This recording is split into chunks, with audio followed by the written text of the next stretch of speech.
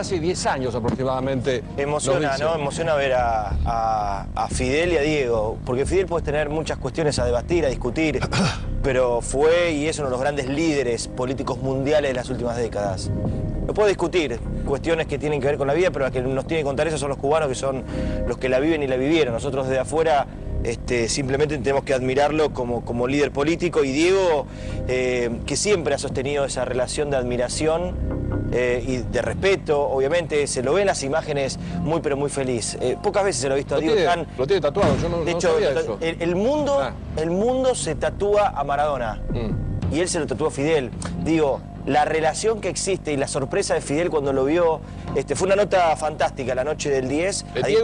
Diego llevó a cabo un proceso también, cuando empezó a recuperarse, estuvo internado en Cuba mucho tiempo. Le abrió las puertas a Diego cuando nadie se lo abrió. La relación fue histórica. Relación larga. Decía Fidel en la nota con Maradona, tantas veces me han matado, y es verdad. 600 veces lo quisieron asesinar a Fidel. 600 veces lo quisieron asesinar, y cuántas veces se anunció, y el viernes, hasta que no apareció su hermano, algunos no lo creían, Carlos.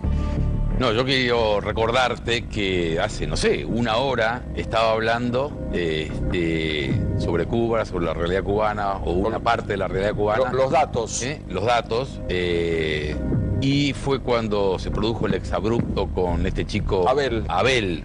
Quiero decir que las cifras de desaparecidos, las cifras de fusilados, son todas cifras oficiales con nombre y apellido, que están, por ejemplo, en Human Rights Watch y en muchísimos organismos de derechos humanos.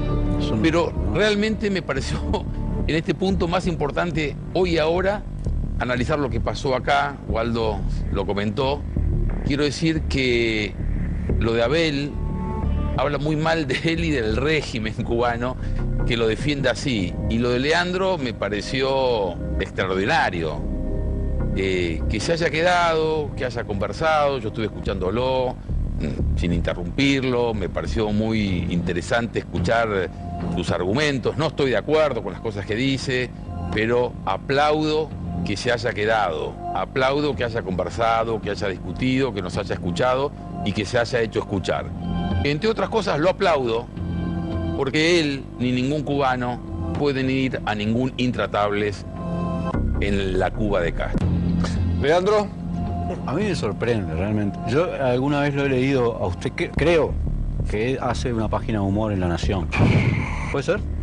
O capaz que no, me equivoco, pero he leído. Escribe La Nación, pero en una página de humor. Me sorprende que alguien, ante un hecho histórico como es la muerte de Fidel, considere que el tema a tratar es un exabrupto de un cubano, cierto, que se sintió ofendido cuando usted dijo un dato que no es oficial. Yo se lo insisto, está equivocado, sigue insistiendo en eso, pero está equivocado. Y Human Rights Watch no es una organización oficial, no es Médicos Sin Fronteras. Human Rights Watch es una organización con sede en Estados Unidos, creada para hacer propaganda.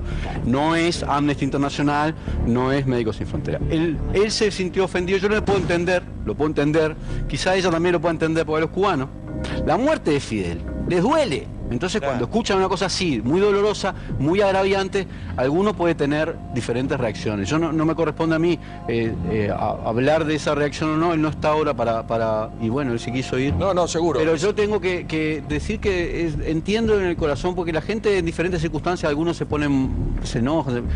Yo sí no tengo ningún problema en responder, porque creo que tengo la fuerza, en este caso, de la razón. Y la razón mía, por lo menos, se basa en datos.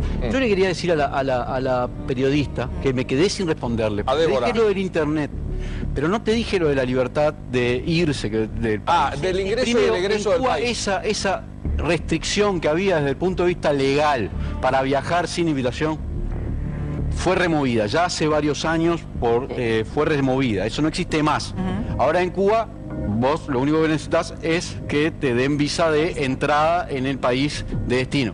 De hecho, un caso conocido que tú dices que conoces, que es la bloguera Joanny Sánchez, que es una bloguera para afuera de Cuba. Pero vos hoy podés salir de Cuba. Sí, ella salió de todo, fue a Suiza, viajó, de hecho ella hizo su contrato con el USAID en los Estados Unidos, en Suiza. Pero, perdón, ¿cualquiera puede salir de Cuba libremente o no? Si tiene el pasaporte.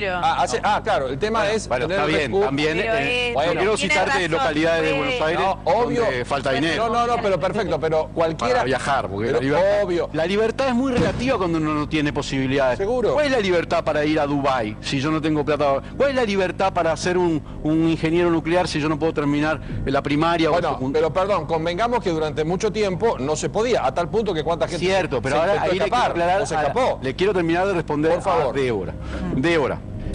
Efectivamente en Cuba había esa restricción porque no había acceso al dólar. Recuerden ese dato. Para viajar uno necesita manejar esa divisa. Sí. Cuando no había acceso al dólar, realmente viajar, había una restricción que de alguna manera trataba de igualar a que no hubiera, por mecanismos, digamos, informales, que algunos sí podían hacerlo y acceder.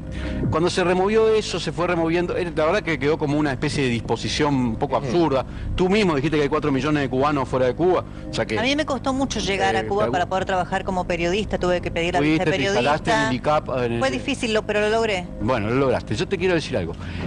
Algo que determinó mucho sobre la libertad o no, la disposición de viajar, es la relación que tiene Cuba con los Estados Unidos en el tema de la emigración. Cuba es un país, es una isla de las Antillas, la mayor, a 130 kilómetros, 90 millas, dicen en Cuba, de los Estados Unidos. Y la mayor emigración siempre ha sido una emigración no de recepción, sino de emisión hacia los Estados Unidos. Esto es una característica de Cuba, de Puerto Rico. Bueno, la doctora Hilda Molina, vos sabés que no pudo venir a ver a su hijo durante es un caso que yo no me querría meter en el caso de lo vamos a seguir mañana seguramente debatiendo. Jorge, quiero cerrar con ustedes un concepto que estamos sobre el final. Déjame decirte lo de la ley, porque es una ley muy cortito, que tenemos que tener el programa. Muy cortito. Se llama pie seco, pie mojado. Ajá. Y ha determinado el problema de la emigración en Cuba en los últimos 30 años y no ha cambiado ni siquiera con Obama. Un cubano se va en balsa, llega a los Estados Unidos, territorio de Estados Unidos, entonces tiene trabajo, casa. Bien. Si llega en avión, no tiene nada. Jorge, ¿cómo sigue esto? Déjeme decirle, sí, por favor. Déjeme decirle 2 puntos. Por favor. Primero, el fenómeno Fidel Castro, el significado político histórico de Fidel Castro se reveló en plenitud en el periodo de emergencia 1991-1993, cuando cayó el subsidio soviético por implosión de la Unión Soviética. En ese mismo periodo, en un año, todos los regímenes comunistas de Europa Oriental desaparecieron. Se mantuvo el pie el régimen cubano, lo que fue una muestra en los hechos de la extraordinaria legitimidad política del liderazgo de Fidel Castro en el pueblo de Cuba. Y el segundo punto que me gustaría establecer es el hecho de que el legado histórico de Fidel Castro en sus 50 años de lucha es la afirmación de la nación cubana. Este es el punto de partida para comprender la situación de Cuba hoy. Ha afirmado la nación cubana lo que significa ante todo frente a los Estados Unidos. ¿Qué cambia, Julio? Y cerramos. No, cambia un hecho que es clave, es como el final del siglo. Digamos, Fidel duró más que su tiempo.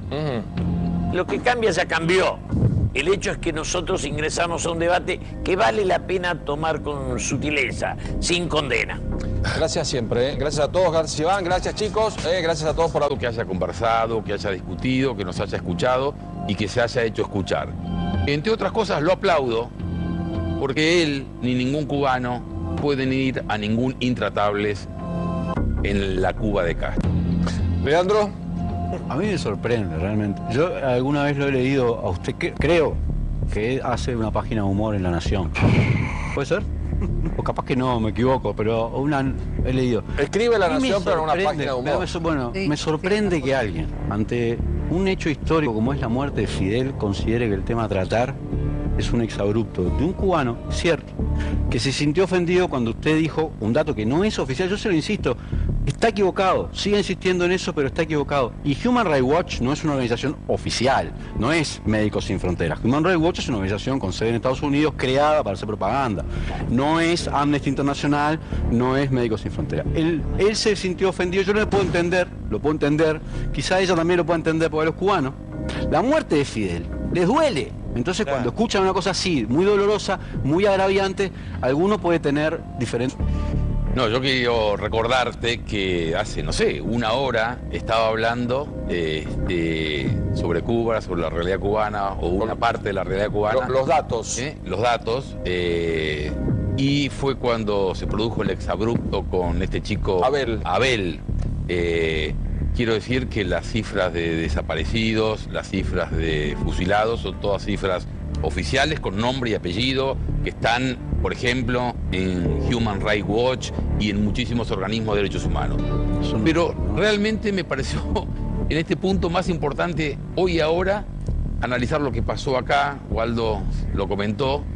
Quiero decir que lo de Abel habla muy mal de él y del régimen cubano, que lo defienda así. Y lo de Leandro me pareció extraordinario.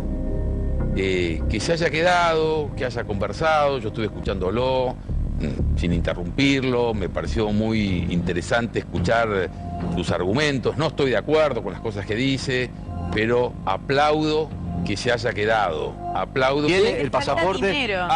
Claro, el tema es... Bueno, está bien, también...